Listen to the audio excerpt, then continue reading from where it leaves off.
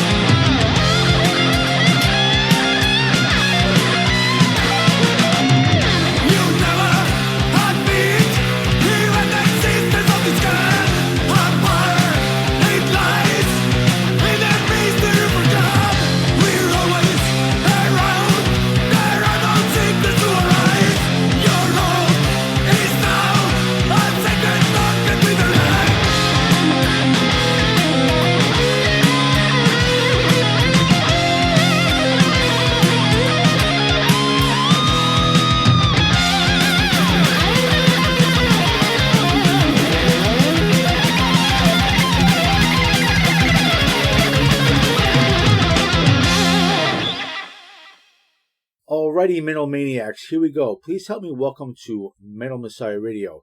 Hailing from Madrid, Spain, from heavy metal band Nigromante, we have a new release called Summon the Devil, and this is out on Metal on Metal Records that's based in Italy. This came out October 9th on 2022, and Nigromante is a project that began about 20 years ago, and we're here to talk about the latest release. And joining us, we have the vocalist, guitarist, and bassist, Choco, with us. Welcome, Choco, to the Metal Meltdown on Metal Messiah Radio. How are you? Hello, Dave. I'm feeling great. Thanks for talking to me and spreading the word about Nigromante. Yeah, thank you for the opportunity.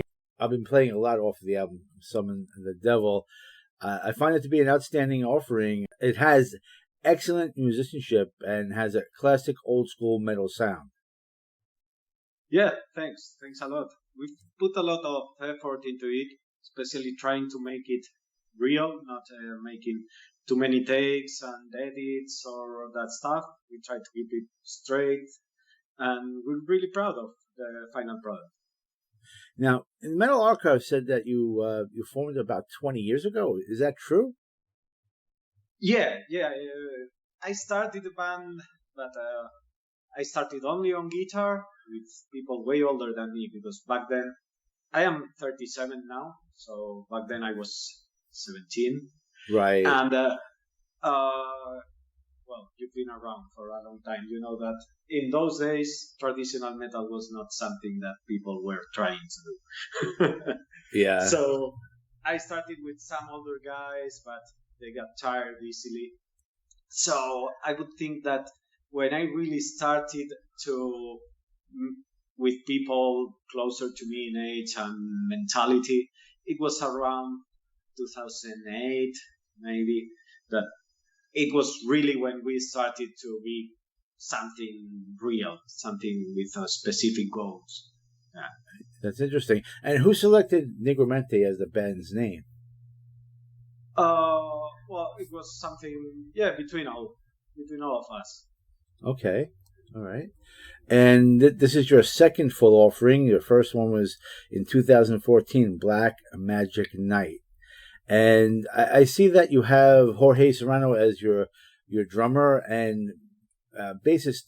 But what about the rest of the lineup? Like you have guest musicians that appear on this offering, some in the Devil? Yeah. Well, the core of the band is Jorge and me. We are both bass players in other bands. And here he's doing the drums and most of the bass. And I am doing the guitars and the vocals. And for backing vocals, we got Patillas from Omission, which is a black thrash band from Spain, also from a long time ago. And we had also Diego Pizarro from Wasteland Riders. They had a couple releases on the last years, but they split up. I see. Okay. And as I mentioned, the sound of your band has a classic old school metal sound. I'm interested to know how your tunes all come together. What's the process like in writing the music and the lyrics for your music? Yeah, it is all about the guitar riffs. I always start with a guitar riff, and after that I start to develop ideas from it to get a good verse and chorus, but it's all in the guitars mostly. Then after that I will record with Jorge in the rehearsal room, and I will start later putting that as background and screaming to it until I get the ideas for the melodies. So it's absolutely fair on the guitar riffs. Riffs are the core. Excellent. That's great. Thank you for explaining that. And tell me about the production of Summon the Devil. Who produced it and where was this mixed, mastered, and recorded? Do you have your own studio, or what studio was this actually recorded in? Yeah, it's my own studio. It's a commercial studio. It's how I make my living out here, and we did it all by ourselves. So it was first the drums with Jorge, then he came to help me for the guitars. You don't have 4 hands, so right. And later the mix and mastering was made by myself too. Yeah. That's great. And also, the cover art is really good, very outstanding. It reminds me of something like from the Phantom of the Opera, that kind of image I find in it. Who designed this CD cover art, and also who designed your band's logo? Yeah, the cover art was an idea from the idea comes from an old illustration by Tito Corbella. From the First World War, and it was an image with the skeleton playing the piano and the it was like, wow, this is absolutely metal. But I didn't want to use the original because I wanted something more personal. So I got in touch with Thak Horvath. He's from the USA, and I I spent a lot of time looking for artists in the DeviantArt, which is like a social media for artists, and I just liked a lot his style. He's doing a lot of things with inks, and it it really showed like something with personality, but uh, it could really fit the band style. So I talked to him. He had never done an album artwork, but he was a metal fan too. He's really into the covers of Morbid Angel, Art of Madness, and that style. So he was very enthusiastic, and he worked really hard on it. We put a nice composition, and then he started doing all his magic, and it turned out really, really great. I'm really glad that I got in touch with him because he's very passionate and very collaborative. And about the logo was made by Javier Pastor, which is a designer here in Spain. He makes a lot of designs for underground bands. He made for Cyclone, Slow Burn, for my other band, Frenzy. He's really skilled with the graphic design, so I trust him for almost everything. Very nice. Both did a really outstanding job for you. And also, I want to talk a little bit about this COVID. I know that it's 3 years now since there's been COVID, and I didn't think we'd still be talking about it, but it's still there. And I remember when it really first came out, Spain was hit really hard. I remember I've had friends in Spain, band friends from Facebook that I even interviewed, and it was really bad there. And I'm just wondering how your experience was in dealing with the COVID pandemic, and how it is for you in current times. And as far as performing, I find it interesting that you're able actually to perform, being that you're really a two-piece band. But as far as touring for the support of Some of the Devil, I know you have some shows. I noticed that on your Facebook you have the Metal Maria Fest in April of 2023. Yeah. So I'm interested to know how's that going to work for you? Are you going to hire additional musicians to help you perform this music live? Yeah, first about the COVID thing, yeah, it hit really hard, especially in this area. My studio is located in the town where we had the first cases. So all in the area where I live, it was quite a lot of cases and that stuff. And well, as a band, it didn't really affect us because we were kind of inactive at that moment. We were focused on other releases with other bands. So it was even an opportunity to finish these songs and finally put it together, because we had been a bit procrastinating about it. So it even helped us to finish the record. And now that we are starting to play live, actually yesterday we did the first show, which was a secret show of a festival promoter here that makes a small event every year, and he made a secret event and he wanted us there. So we made the first show, and we had on bass a guest player, which is Danny from Hitten, a Spanish band, more hard and heavy. And that was the first show, and we are starting now to book more. And yeah, we will definitely be doing, I hope, like 10 shows this year supporting Some of the Devil. Excellent. Would you like to spread the word on what you do have coming up? I mean, I mentioned the Multimedia Fest, but are there other locations that you want to talk about at this time? And any other... Yeah, it's going to be all fit in Spain. We have confirmed dates in Barcelona and Valencia, and working in another more on Murcia in the south. So we will be publishing later, probably by the end of the year to put all the dates together. Okay, very good. Let's hope that COVID doesn't come back full strength. It seems when the weather gets warmer, it does seem to make a comeback, and I hope it doesn't ruin your plans to support the new album. Let's hope that it's not like it has been in the past. Yeah, we hope that it won't affect the live activity anymore. Yeah, it would be terrible for all the sector.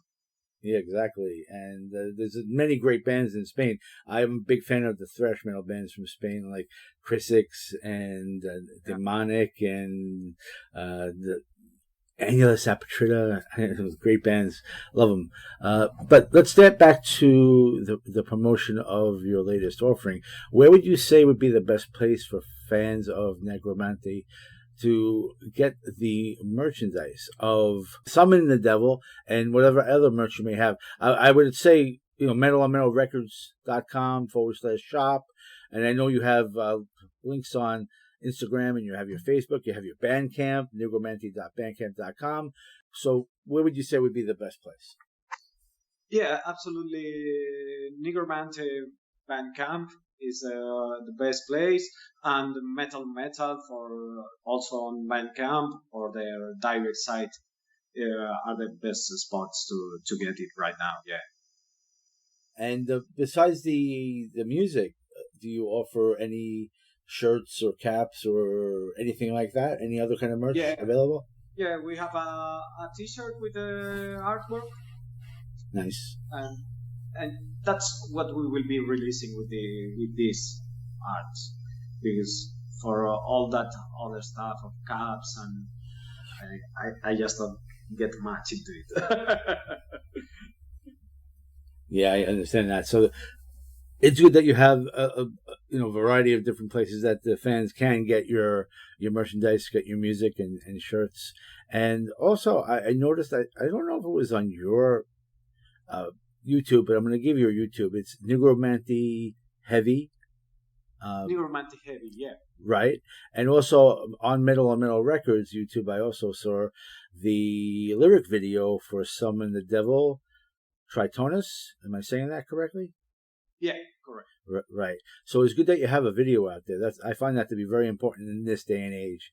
And if you'd like to tell us about the making of the video, or if you have any information on that, and if the band plans on making any new music or lyrical videos for the promotion of Summon the Devil. Yeah, this lyric video was made by the Jorge Multimedia. He makes a lot of lyric videos for metal bands, and it's quite affordable, so it's very recommendable for bands because the outcome is very professional and it's very fast and easy feedback, so absolutely recommended to work with him. And we want to make a video clip, but main thing is getting the idea with the guy that wants to make it. It's the same guy that made us the photos, Gonzalo Vivero, and we're gonna try to make it by the end of the year. But it's working kind of slow because he's wanted to make a lot of ideas, and we're trying to put it together as something simple. I got you. Well, when the time comes that you have the other videos, shoot me a message so we can start, spreading the word on that, sharing it on all the social media and everything. So we look forward to the future of your videos. We'll see how that goes. Oh, cool. Thanks. Yeah. And Choco, would you like to talk about your gear? You like to talk about the instruments that you play? Yeah. Okay. I play on the record. I was using a Kramer Nightstone guitar from 1997. That's one. That's one of my main guitars for many years. I really like the Kramer guitars. And the other guitars that I was using, there's a Hammer Vector, a Flying V from 1994, and a GNL Telecaster. for some solos and stuff. Not for the rhythm guitars, I don't like Telecasters, they're too thin. But for the solos, there are a couple of solos I use the Telecaster, and it was nice. Regarding the amps, I was using a vintage Marshall. It's from 1971. So boosted with a rat pedal, I think I was using, or maybe a Wrench Master. I have a lot of gear here, so sometimes I don't remember exactly, but probably one of those. And Greenback Scab. Regarding the bass, we've been using always Ampeg heads. That's the right sound with a precision. It's just the perfect choice for a good metal tone when we're talking old school. And the drums, the set is a Tama with Emperor heads. It's quite a simple set. It's not very fancy, but it sounds good and it's easy to mix. So I think that's mostly what we are using. It's quite standard. Marshall, Ampeg, it's quite standard. Well, thank you for taking the time to talk to us about that. And I'm interested to know if there are any other bands that you are currently associated with that you would like to mention. Yeah, I play bass on Frenzy, which is heavy metal too. It's more in the vein of Razor X, Fifth Angel, that kind of stuff. We will be releasing an album next year. It's finished the recording and mastering, so I think by the month of May, something around, it should be out. And Jorge plays in a couple bands too. He plays in Rancor, which is a thrash metal band, one of the oldest running thrash metal bands in Spain. They started like in 2001. And nice. He also plays in Slow Burn, which is another heavy metal act, which is really nice. He's playing bass on both of those bands. So people should definitely check those bands. I definitely will. And I'm interested to know, how did you get the nickname Choco? Oh, that's an old story. I used to play when I was young water polo, in the swimming pool. Sure. And I was the lightest skinned guy in the swimming pool. So they started calling me White Chocolate because of the NBA player. Okay. I got that. Okay. That makes sense.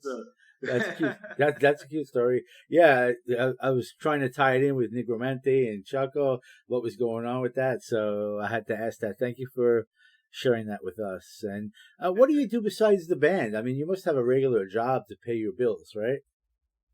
Yeah, I have my day job is a commercial studio and teaching music.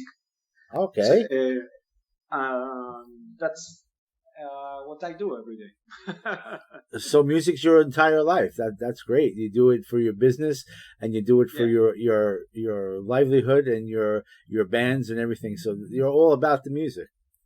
Yeah. That's great. My income comes from the recordings and the lessons. From the bands in metal nowadays, you don't get too many incomes, but it's the pleasure to make it. Well, that's great to hear. I'm happy for you. I'm glad that it's working out for you. And Choco, at this time, would you like to say anything to your fans that are tuning in? Well, I hope that they enjoy Summon the Devil. I hope that they appreciate the effort put into it, and I hope that they can, if they're in Spain or Europe, that they can see us. It's really easy for anyone outside Europe, but in Europe, I hope that they will have the chance to see us and enjoy. Excellent. Now, I want to thank you again, Choco, for spending time with us on the Metal Meltdown on Metal Messiah Radio tonight. I do believe we learned a lot about Nigromante and the new offering, Summon the Devil. I want to make sure that we cover everything that we can. So if there's anything that we have not discussed that you want to bring out there, I want to make it available for you to mention anything that you want to. Well, I think that you have covered pretty well, Dave. I think that maybe if people, we could comment with on a couple songs. I think they can find quite different songs in the album. I think they can see some that are more speed metal, like they can see on The Waterfall or Dying Alive, and they can see some other influences ranging from more the new wave of British heavy metal, the darkest bands, in songs like Summon the Devil, for instance, right? So I think that it's appealing for fans of many old school genres because it's getting ideas from many things, but not getting too obvious. Yeah, yeah, that's a good point. That's a good point. Also, I have to say your voice is very unique. I would say it's not. I wouldn't say it's harsh. I wouldn't say it's a high pitched vocal. It goes good with what your music is, so it's a good compliment to the music. So I think that you're doing a good job, and I want to wish you much success in the future. I hope that Metal on Metal Records is working out for you. I hope that you're happy with that label, and Yowita is a really outstanding person. And I want to wish you and Jorge, may you have continued success. Oh, thank you very much, Dave. It's been a pleasure to talk to you. Yes, thank you very much for the interview. I hope we get to do this again at some point, maybe upon your next release. On your next release, right? Absolutely. All right, let's go crank up some more Nigromante now, off of Summon the Devil on Metal Records, and let's crank it up loud.